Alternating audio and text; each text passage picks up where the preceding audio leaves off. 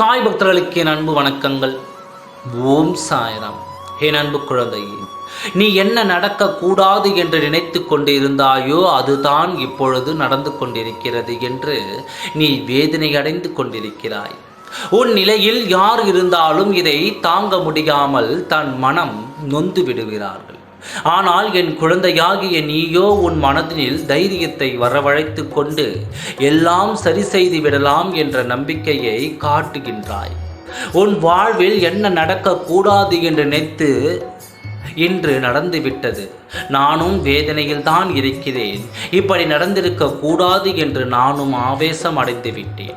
ஆனால் காலத்தின் கட்டாயத்தால் இன்று இது இப்பொழுது நடந்தே தீர வேண்டும் என்று ஆகிவிட்டது. வேதனைப்படாதே. எந்த வாசல் அடைந்தாலும் உனக்காக புதியதொரு வாசல் திறந்து கொண்டே தான் இருப்பேன். நான் உன் சாயப்பா இருக்கும்போது எதுவும் முடிவு என்று ஆகிவிடாது. உன் வாழ்க்கையும் தொடர்ந்து கொண்டே தான் இருக்கும். ஒவ்வொரு முடிவு என்று நீ நினைக்கும் போது உன் வாழ்க்கையில் என்ன முடிவு எடுத்தாலும் அந்த முடிவை நான் தான் எடுப்பேன்.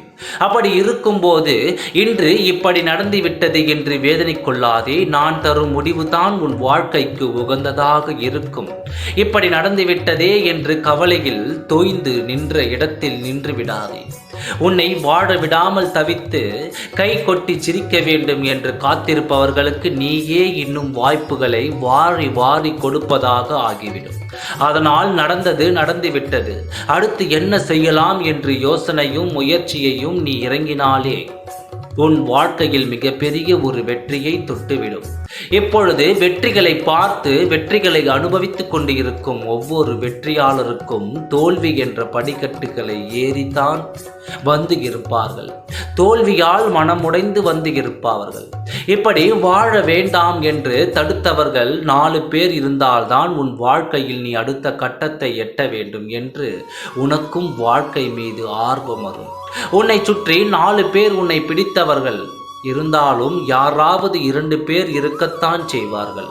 ஆனால் அவர்களை நீ மனதில் ஏற்றுக்கொண்டு அவர்களை பற்றிய நினைவுகளை நீ ஓடிக்கொண்டே இருந்தால் உன் வாழ்க்கை தோல்வியை அடைந்துவிடும். அவர்களை எல்லாம் அப்படியே விட்டுவிட வேண்டும். உன் வாழ்க்கைக்கு முக்கியம் உன்னுடைய திறமையும் உன்னுடைய முயற்சியையும் உன்னுடைய நல்ல எண்ணமும் நடக்கக்கூடாது. நடந்துவிட்டது. அதை பற்றி கவலை இல்லாமல் தைரியமாக இரு. உன் சாயப்பா உன்னோடு இருக்கின்றேன். இன்னும் சிறிது நேரத்தில் நீ அதை அறிவாய். என்ன நடந்தது என்று கவலைப்படாமல் இரு. நல்லதே நடக்கும். ஓம் சாய்ராம். நன்றி, வணக்கம்.